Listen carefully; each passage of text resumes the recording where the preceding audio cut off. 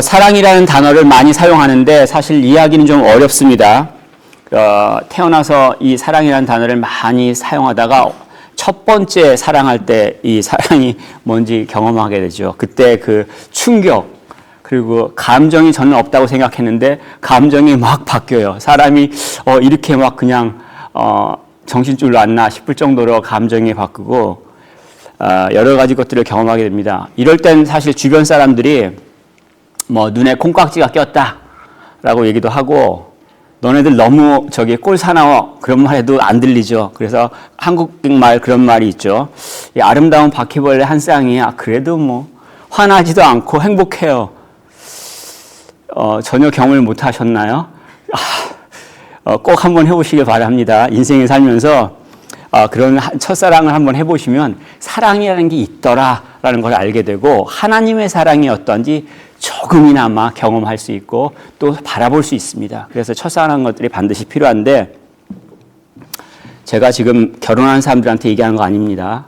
결혼한 사람들은 배우자를 끝까지 죽을 때까지 충성을 다해서 사랑하시는 것도 사랑의 한 방법이기 때문에 끝까지 그렇게 사랑하시면 좋겠습니다. 근데 무슨 말씀을 드리고 싶으냐면 오늘 본문이 사실 하나님의 사랑을 가르쳐주고 있어요. 하나님이 누구를 사랑하시는지 그리고 하나님께서 그 사랑하는 자를 어떻게 사랑하시는지 가르쳐주고 있기 때문에 우리가 또 본문을 묵상하는 가운데 그 사랑을 깨닫고 또 누리며 다시 한번 또 감사드렸으면 참 좋겠습니다. 지금까지 류머나서 말씀이 하나님께서 그 요나에게 명령을 하셔서 불순종한 요나가 두 번째로 기회를 받고 니느웨에 가서 말씀을 전했더니 지난주에 보니까 이 이방인들이 회개를 하네요. 그래서 부흥이 일어났어요. 자, 개인적으로 보면 사역 성공한 거죠. 그것도 국제적으로 사역이 성공한 거예요. 이미 북이스라엘 땅에서 이름을 얻었어요. 그러는데 이방 나라, 적대적인 나라에 가서 사역을 했는데 별로 한 것도 없는데 나라 전체가 회개하는 거예요. 우와. 지금 혹시 모술에 가보신 적 있는지 모르겠는데 니느웨죠. 옛날 오늘날엔 모술이라고 부르는데 거기에 이 요나 선지자의 무덤이 있다고 알려져 있습니다. 그래서 저도 유튜브로만 봤기 때문에 언젠가 기회가 되면 가서 확인하고 싶은 생각이 있는데 어쨌든 이 대단한 사역을 하고 아직까지도 그 지역 사람들한테 요나의 무덤이라고 해서 이름이 이렇게 내려오는데 자, 그 사역을 성공한 요나의 입장은 어떻겠습니까? 화를 내요. 1절에 보면 매우 싫어하고 성내며 펄쩍펄쩍 뛰었다는 거예요. 아니 어쩜 이럴 수가 있어요 하고 사역이 성공했는데 성질 내는 사람이 있나요? 제가 한번 외쳤더니 사람들이 다 회개를 해요. 꽉 찼어요. 제가 그럼 여기서 하나님 막 하면서 화를 내면 제가 이상한 사람 아니에요? 근데 요나가 그랬다는 얘기예요. 왜냐하면 니느웨 사람들이 회개를 해서 멸망을 받지 않으니까 그게 화가 난 거예요. 지금 이 요나 선지자한테는 자기 사역 성공하는 것, 그거보다 더 중요한 게 있는 거예요. 뭐냐면 니느웨는 멸망해야 돼. 저 나쁜 놈들은 반드시 대가를 받아야 돼. 이 마음이 자기가 성공한 것보다 훨씬 더 강한 거예요. 사실 전통적으로 이스라엘 사회하고 이 아수르, 니느웨하고는 앙숙 관계죠. 그래서 아합 왕이 죽은 경우 북이스라엘 아수르한테 죽었어요. 자, 예후 왕이 이스라엘 왕이 무릎 딱 꿇고 절하면서 조공을 바쳤어요. 브리티시 뮤지엄에 있는 블랙 오벨리스크 거기에 새겨져 있는 거 기억나시나요? 자, 그리고 이방의 갈릴리라는 표현이 디글랏 빌레셋 3세가 침략해서 그 갈릴리 북쪽 지역을 황폐하게 만들어가지고 나온 표현이잖아요. 예수님 시대 당시까지도 그 표현들이 사용되었었어요. 그리고 기원전 722년에는 사르곤 2세가 그 북이스라엘 수도인 사마리아를 함락시켜서 완전히 사람들을 섞어놔서 사마리아 사람 하면 이방인과 같이 여기는 그런 역사가 형성됐잖아요. 또 선지자들이 이런 역사 말고도 이사야 선지자 같은 경우 교만하다고 책망하고 나훔 선지자는 잔인하다고 책망하며 또 스바냐 선지자는 아주 정말 이기적이다. 자기밖에 모른다. 다른 사람들 갖다가 이용하고 고통받게 만드는 나쁜 놈이다라고 지금 스바냐 선교사가 또 고발하기도 합니다. 지금 무슨 얘기냐면 요나는 다른 거 다 중요하지 않아요. 뭐 하나님께서 무슨 일을 하시는지 하나님이 어떤 분인지 관심 없어요. 지금 자기가 생각하는 게 이루어져야 돼요. 하나님 몰라요. 하나님 무슨 일을 하는 관심 없어요. 내가 지금 옳다고 생각하는 게 이루어져야 돼요. 나쁜 놈이잖아요. 벌 받아야죠. 왜 심판이 임하지 않아요? 자, 내가 볼 때 올바른 것, 이걸 어려운 말로 표현하면 뭐라고 합니까? 예, 자기의라고 얘기하죠. self-righteousness. 내가 옳다란 얘기예요. 내가 생각하니까 맞다라는 얘기예요. 하나님이 뭘 생각해도 상관없어요. 뭐라고 말씀하셔도 상관없어요. 내 생각이 맞아! 이런 얘기하잖아요.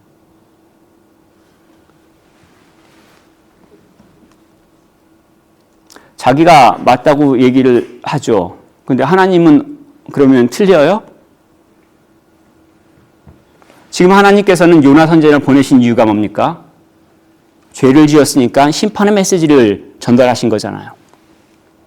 그리고 책임을 물으십니다. 아수르가 BC 612년에 멸망해서 없어졌어요. 그런데 이때는 뭐냐면 지금 요나가 선포한 세대하고 다른 세대예요. 그 밑에 세대나 그 밑에 세대예요. 무슨 얘기냐면 회개한 사람들은 하나님께서 용서하신다는 얘기예요. 근데 회개하지 않으면 같은 죄악을 저지르면 하나님께서 책임을 물어서 심판하신다는 얘기예요. 하나님께서 자비로운 분이시기 때문에 그렇습니다. 그런데 요나도 이걸 알고 있어요. 2절에 보면 요나가 뭐라고 얘기냐면 거판 하나님, 내가 그럴 줄 알았어요. 내가 그래가지고 나보고 가라고 했으니까 도망간 거 아니에요. 다시스로. 하나님이 만약에 쟤네들이 회개하면 용서할 줄 내가 알았어요. 하나님이 너그러운지 내가 알고 있으니까요. 하나님이 자비로운 거 내가 알고 있어요. 하나님을 잘 알아요. 하나님을 잘 알고 있는데 도망가요. 하나님을 잘 알고 있는데 자기 의에 꽁꽁 묶여 있어요. 하나님이 자비하다는 건 사실이죠. 이스라엘 역사를 통해서 이스라엘 사람들이 범죄에도 용서해주고 용서하고 그러셨죠. 심지어는 십계명을 주실 때도 마찬가지잖아요. 애굽에서 해방시켜줬고 시내산에 십계명을 줄 때 잠시 모세가 지도자가 자리를 비웠다고 우상을 만들고 그게 하나님이라고 한 걸 어떻게 합니까? 그래서 모세가 돌판을 깨자 하나님께서 모든 백성을 멸하지 아니하시고 두 번째 십계명을 주셨죠. 세컨 찬스를 주셨단 말이에요. 요나도 마찬가지예요. 요나가 살아있는 건 하나님이 자비로우시기 때문에 살아있는 거잖아요. 하나님의 말씀에 불순종하고 도망갔잖아요. 근데 그걸 바로 안 죽이셨잖아요. 살아있는 게 물속에서 다시 나온 게 하나님이 자비하시기 때문에 그런 거 아니에요? 근데 지금 뭐라고 불평합니까? 하나님이 자비하시니까 불평하죠. 무슨 얘기예요? 하나님이 나한테 자비로우시면 할렐루야 그렇게 얘기를 하는데 하나님이 내가 싫어하는 사람한테 자비로우면 잘못됐어요. 하나님 악합니다. 도대체 누구길래 하나님한테 악하다고 말할 수 있어요? 하나님이 잘못했다고 말할 수 있습니까? 얼마나 자기 중심인가 알 수 있죠. 다 자기 중심이에요. 자기가 중심이 돼 판단해요. 자기가 중심이 돼 행동해요. 이렇게 자기 중심인 자, 자기 의에 사로잡힌 자들은 행복할 것 같습니까? 그렇지 않아요. 자기 의에 사로잡혀 있는 자들은 불평이 멈추질 않아요. 왜냐하면 세상이 자기를 중심으로 돌아가지 않거든요. 하늘에 떠 있는 태양도 지구도 내 배우자도 자식들도 다 내 마음대로 쫙 안 움직여요. 이거를 경험하잖아요. 어떻게 합니까? 불평이 나와요. 그래서 자기중심적인 사람들의 그 언어 습관들은 늘 불평해요. 늘 남 탓해요. 그런데 본인이 고통 가운데 살아가요. 본인이 아파요. 혹시 분노하는 가운데 있는지 모르겠습니다. 불평하는 가운데 있는지 모르겠습니다. 그렇다면 누가 잘못하고 있는지 한번 생각해 보세요. 누가 잘못하고 있는지 생각해 보셔야 됩니다. 혹시 하나님이 잘못하셨다고 생각하시는 거예요? 아니면 나 빼고 다 잘못했다고 생각하시는 거예요? 성경에서는 분명히 우리 모두가 죄인이라는 것들을 가르쳐주고 있죠. 자, 하나님한테 이러한 불평을 한 요나, 하나님께서 어떻게 하시면 좋겠습니까? 근데 하나님께서 기적을 베풀어 주세요. 6절에 보면은 하나님께서 박넝쿨을 예비하셨다라고 했는데 이것이 이제 호박일 수도 있지만 포도 같이 이파리가 넓은 그런 식물을 말합니다. 당시에 그 식물 분류 기준이 오늘날과 같지는 않아요. 그래서 이파리가 넓은 걸 말하는데 이파리가 넓으니까 햇볕을 피할 수가 있죠.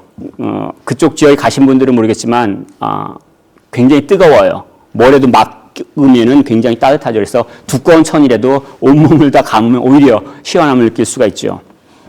이미 초막을 지어가지고 그늘이 있지만 사람이 요나가 갑작스럽게 만든 그 얼마 안 되는 텐트보다 자연이 주는 그늘이 훨씬 더 시원한 것들을 알 수가 있지 않습니까? 그래서 요나 시원하다고 6절에 보면 박넝쿨을 인해 심히 기뻐하다고 얘기합니다. 아까 막 열받아가지고 하나님한테 틀렸다고 막 소리치는 요나가 지금은 좋아 하고 확 바뀌었어요. 왜냐면은 그 5절에 보면 그늘 아래에 앉아있다는 게 날이 더워서 그럴 수 있지만 이미 열받은 상태예요. 화를 내실 때 아시잖아요. 얼굴이 뻘개지고 몸이 뜨거워져요. 그 상태에서 시원함을 느낀다는 것들을 행복할 수 있습니다. 자, 근데 다음날 하나님께서 7절에 보면 벌레를 예비하사 시들게 하셨어요. 여러 가지 생각을 할 수 있지만 먼저 이런 기적이 가능한가? 라고 생각할 수 있을 때 저는 못해요. 혹시 여러분 가운데서 누군가 하실 수 있으면 저한테 꼭 좀 알려주시면 좋겠습니다. 자, 근데 우리가 못한다고 존재하지 않아요? 아니죠. 내가 못한다고 세상이 존재하지 않는 건 아니잖아요. 내 능력이 이것밖에 안 되는 것 뿐이에요. 내 능력이 여기 이 수준이라는 얘기지 하나님은 전혀 다르신 분이잖아요. 물고기 뱃속에 사흘 동안 있으면서 안 죽었어요. 폭풍을 일으키셨어요. 세상을 만드신 분이 식물 하나 자라게 하고 벌레 하나 갖다 놓고 그걸 못 하시겠어요? 사실 이건 기적이라고도 할 수 없겠죠, 하나님한테. 근데 또 다른 기적을 여기서 발견할 수가 있습니다. 뭐냐면 요나의 불평이 바로 그 기적이에요. 무슨 얘기냐면 4절에 보면 하나님께서 이르시되 내가 성내는 것이 옳으냐? 지금 하나님한테 불평을 하는 거죠. 그리고 8절에 보면 요나가 혼미하여 왜냐하면 그 동풍을 보내가지고 말랐습니다. 식물이. 그때 스스로 죽기를 구하여 이르되 사는 것보다 죽는 것이 내게 나으니라. 아까 좋아요 그러다 이젠 또 죽는 게 낫습니다. 인상을 헛벅 쓰면서 하나님한테 또 이렇게 하죠. 이런 불평 가운데 요나가 일사병이 걸렸나? 라고 생각할 수도 있죠. 그리고 또 어떤 분들은 요나가 대머리인가? 라고 하시는 분들도 있습니다. 저는 잘 모르겠는데 대머리일 경우에는 햇볕이 쏘이면 더 뜨겁대요. 누구를 비하하는 게 아니라 왜 이런 얘기냐면 유대인 전승 미드라시에서 요나가 대머리라고 얘기를 합니다. 근데 성경에는 그런 구절이 없어요. 단지 엘리사 선지자가 대머리에서 아이들의 놀림을 받고 곰이 나타나서 죽인 장면이 있지만 그건 요나가 아니라 엘리사예요. 어쨌든 간에 동풍이라는 것들은 이 지역 아래쪽에 있는 아라비아 반도에서 불어오는 사막에서 불어오는 바람인데 5월, 10월에 불어요. 그러면 싹 다 죽입니다. 모든 초목을 불태워버리고 심지어 물까지 말라요. 그래서 하나님께서 구약 성경 가운데서 심판을 하신다라고 하실 때 종종 이 동풍을 보내주시는 걸로 심판을 대신하는 걸로 표현하고 있습니다. 이 요나의 그 불평 가운데서 혹시 지금 제가 막 이렇게 저렇게 설명하고 있는데 특이한 거 발견하신 거 있나요? 불평한 것 자체. 무슨 얘기냐면 지금 요나 2800년 전 사람이잖아요. 2800년 전에 이스라엘 문화, 2800년 전에 그 니느웨, 아시리아의 문화가 어떠한지 생각한다면 지금 이건 일어날 수 없는 일이에요. 신하가 왕한테 말을 안 들어요. 왕이 너 가라 그랬더니 싫어요 하는 신하가 어디 있어요. 신하가 왕한테 잘못했어요 하는 신하가 어디 있어요. 2800년까지 안 가더라도 우리나라 땅에서 500년 전에 계셨던 분 중에 한 분, 이성계 아시죠? 조선을 시작한 왕. 이 사람 여러 가지 일화 중에 있는데 그 중에 하나가 함흥차사가 있잖아요. 왕에서 나 더 이상 왕 안 해. 함흥에 갔어요. 그래서 아들 왕이 아이고 아버지 오세요. 자꾸 신하들을 보내니까 이 왕이 오는 신하들을 활로 쏴 죽이는 거예요. 나한테 말도 걸지 마 해서 활로 쏴 죽이니까는 함흥 가면 안 온다. 라고 해서 함흥차사라는 얘기예요. 이게 한국 땅에서 500년 전에 발생됐어요. 신하가 왕한테 불평은커녕 입도 뻥끗 못하고 갔다는 이유만으로 죽었어요. 영국 땅은 어떻습니까? 500년 전에 누가 있었냐면 헨리 8세가 있었어요. 영국 땅 헨리 8세는 어떻습니까? 자기 아내를 목 쳐서 죽였잖아요. 엠볼린. 왜요? 다른 여자랑 결혼하려고요. 이게 가능해요? 지금 저희 집안을 잘 보세요. 저희 집안은 저만 말하는 게 아니라 여러분들 가정 각각에서 가능해요? 상상이 안 되는 일이에요. 근데 당시 왕이 있던 시대에는 왕과 신하 간의 차이가 그만큼 있습니다. 자, 그런데 선지자가 자기가 고백한 하나님한테 불평을 해요. 피조물이 주물쥐에게 불평을 해요. 어떤 일이 일어나야 됩니까? 요나 살아있잖아요. 하나님이 자비하시자던 얘기예요. 하나님이 만약 제 성품 같았으면은 아마 요나를 보지 못하지 않겠어요? 하나님이 자비하시니까 그 말도 안 되는 소리를 하는 요나를 들어주신 거잖아요. 우리가 살아있다면 하나님이 자비하신 증거예요. 우리가 우리 생명에 대해서 뭘 했습니까? 우리가 그럴 권리가 있어요? 우리가 갖고 있는 것들이 혹시 우리의 권리라고 생각하세요? 우리가 똑같이 노력하고 똑같이 애를 써도 만약에 지금 우크라이나에 있으면 어떻게 하겠습니까? 지금 만약에 우리가 가자 지역에 있으면 어떻게 하겠어요? 지금 내가 갖고 있는 것이 똑같이 갖고 있을 수 있습니까? 아니에요. 우리의 생명조차 우리가 갖고 있는 것처럼 we don't deserve it. We've done nothing for that. 하나님께서 자비하시기 때문에 우리에게 허락하신 거란 얘기예요. 하나님께서 참아주시는 거예요. 하나님께서 들어주시는 거예요. 하나님께서 가르쳐주시는 거예요. 그러면서 이 질문들을 다시 한번 생각할 필요가 있습니다. 하나님이 설마 요나가 어떤 생각을 하는지 몰라서 물어보시는 거예요, 4절에? 야, 네가 왜 성내느냐라고 얘기를 할 때 하나님이 몰라가지고 물어보시는 거 아니잖아요. 그러면요. 요나가 알기를 원하는 게 있다는 얘기죠. 이해가 안 가는 게 하나 있잖아요. 여러 가지 있지만 그 중에 하나. 요나의 그 급변하는 감정. 우와! 막 화내다가 아이 좋아라. 그러다 갑자기 또 어떻게 합니까? 우울에 확 빠지고. 이거 사실 50대 중년 남성의 감정폭이라고 말할 수 있습니다. 물론 여자들이 갱년기를 겪으면서 비슷한 감정폭을 경험할 수 있습니다. 우리가 인생을 살면서 사실은 경험하는 것들이죠. 그런데 우리의 기분이, 우리의 감정이 사실은 우리의 책임이라는 것을 가르쳐주고 있죠. 하나님이 우리한테 물어보시는 거예요. 왜 그런 감정을 갖게 되었니? 우리가 생각하고 우리가 믿고 결정한 것에 대한 결과가 지금 나의 모습이란 얘기예요. 만약에 내가 우울하다면, 내가 만약에 분노하고 있다면, 내가 만약에 기뻐하고 있다면 무엇 때문에 그런지 한번 돌이켜보셔야 된다는 얘기예요. 폴 마크로이라는 영국 사람이 있습니다. 사실 신학자는 아닌데 굉장히 평신도에도 불구하고 뛰어납니다. 그래서 오프닝 업 조나라는 이제 소책자를 쓰면서 여기에 대해서 조금 설명을 했습니다. 왜 요나 선지자는 그렇게 감정이 막 변할까요? 이건 요나의 책임인데 왜 그럴까? 이유를 막 설명했습니다. 이제 다 제가 나누지 못하고 세 가지만 제가 설명해 드릴게요. 첫 번째 이유, 자기의 self justification이라는 단어를 썼는데 요나는 자기가 옳다는 얘기예요. 죄를 지었으면 벌 받아야지. 지금 당장 내 눈앞에서.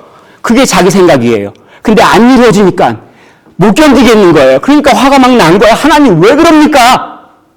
자기 의가 그 분노의 밑에 있다는 얘기예요. 두 번째, 남 탓, 영어로는 accusations라고 표현하는데 내가 옳으면 당연히 뭡니까? 상대방이 잘못한 거예요. 이걸 다 어떻게 표현합니까? 네가 잘못했잖아 그거예요. 네 탓이야. 아니, 부모님이 날 뭘 안 줘가지고 이런 거야. 아유, 배우자가 날 안 도와줘서 내가 이것밖에 안 돼. 우리 자식이 말을 안 들으니까 이거야. 우리 사장이 나한테 제대로 안 해줬어. 다 난 탓하는 거죠.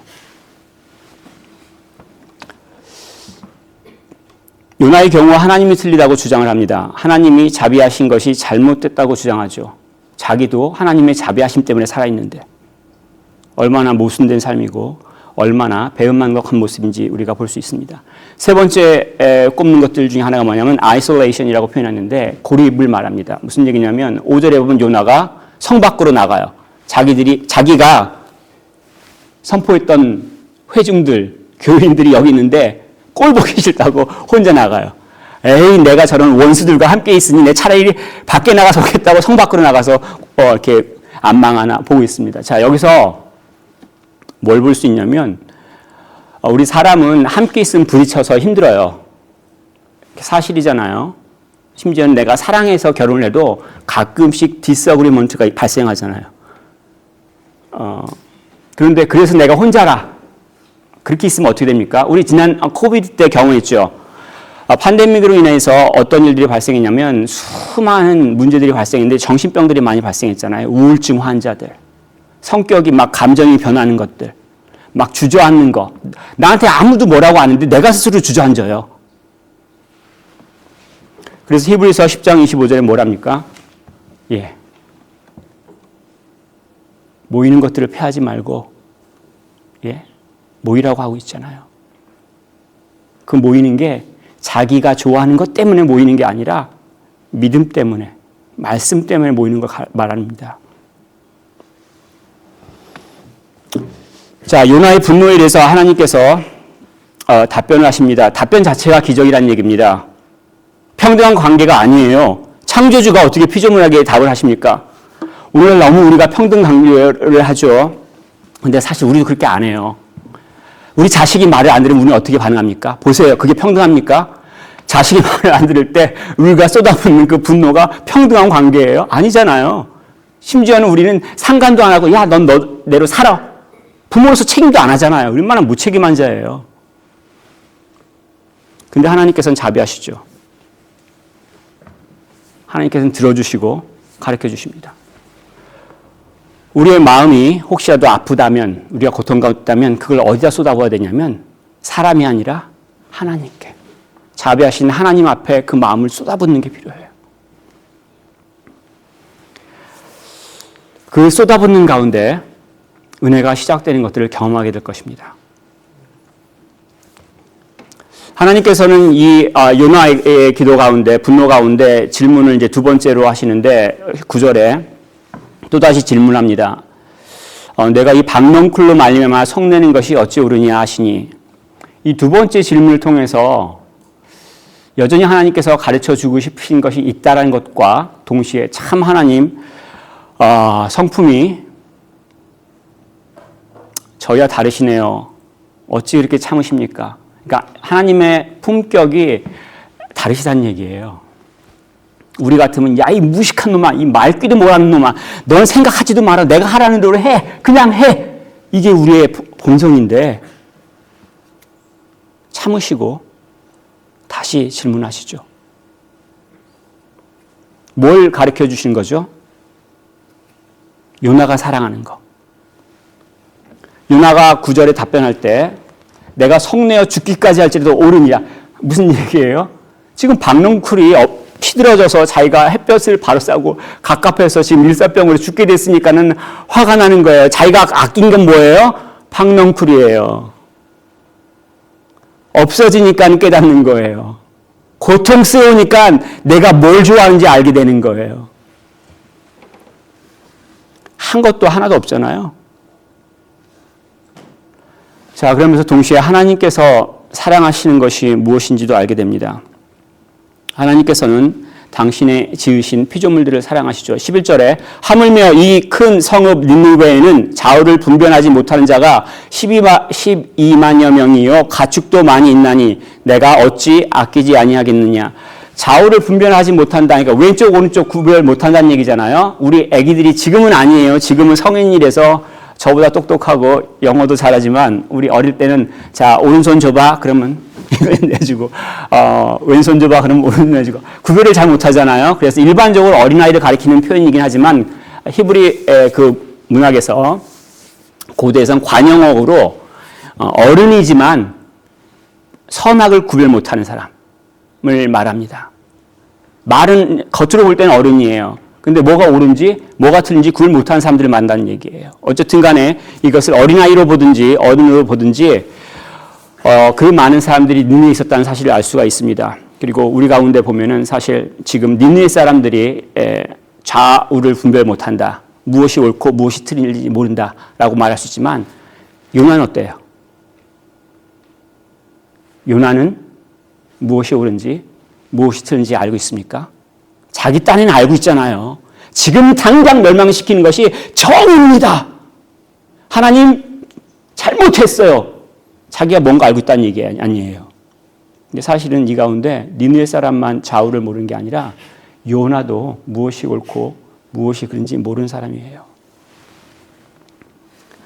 근데 하나님께서는 이방 사람, 니느웨 백성조차도 사랑하시고 그래서 사람들이 다 저 사람은 나쁜 사람입니다. 저 사람은 악한 사람이다. 행한 것을 보면 바로 벼락을 쳐서 죽여도 괜찮습니다라고 하는 그 사람조차도 하나님께서는 사랑하시고 기회를 주시는 거예요. 그래서 혹시라도 주변에서 저 못된 사람 하나님께서 안 치시나 그렇게 너무 고민하지 마세요. 하나님이 원래 자비하셔서 악한 사람에게도 기회를 주신다는 것을 볼 수가 있습니다. 또한 요나 선지자 같이 자기는 하나님을 안다고 하면서 사실은 자기 의에 사로잡혀 있어서 하나님까지 정죄하는 자들조차도 사랑하시죠. 참으셨어요. 하나님께서 가르쳐 주셨어요. 하나님께서 기다리고 계시죠. 근데 하나님이 요나와 니느웨 사람들뿐만 아니라 하나님께서 지으신 모든 피조물들 여러분 또 저한테 동시에 자비로우십니다. 하나님을 모르고 하나님의 뜻들을 순종하지 않고 내가 하고 싶은 대로 하려고 하는 늘 그러는 우리 모두 한 명 한 명 저를까지 포함해서 아직 살아있잖아요. 여러분들 아직 안 죽으셨죠. 하나님의 자비하신 때만 아니에요. 근데 하나님께서 참으시고 또 기다리시고 또 이 문제를 해결하시기 위해서 보내신 분을 우리가 기억하고 있습니다. 바로 예수님이죠. 예수님이 이 땅 가운데 오셔가지고 누가복음 11장 30절에 이렇게 말씀하셨습니다. 요나가 니느웨 사람들에게 표적이 됨과 같이 인자도 이 세대에 그러하리라. 요나의 표적과 예수님이 하신 것들 어떤 게 공통점이 있습니까? 3일간 물고기 뱃속에 있던 거 3일간 장사된 사실. 그때 요나가 회개하고 니느웨 백성한테 선포해서 부흥이 일어났잖아요. 예수님께서 죽었다가 살아나신 분에서 어떤 일이 벌어지면 죄의 문제가 해결됐다는 걸 가르쳐 주셨어요. 심판을 피할 수 있는 길을 가르쳐 주시죠. 그런데 전적인 차이는 뭐냐면 예수님은 내가 죽어야 되겠다라고 결심하신 거예요. 누가복음 11장을 보면은 다른 방법이 없어요. 예수님이 내가 죽겠다라고 결심하시는 걸 가르쳐 주시는 거예요. 자원하셨다는 얘기예요. 내가 죽기로 예수님이 죽기로 자원하신 거예요. 그 자원하심으로 인해서 그 죽으심으로 인해서 제가 믿는 모든 자들이 심판을 피할 수 있게 된 거죠.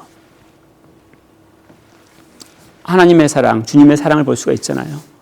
하나님이 세상을 이처럼 사랑하사 독생자를 주셨으니 누구든지 그를 믿는 자마다 멸망치 않고 구원을 영생을 얻게 하려 한다고 가르쳐주고 있습니다.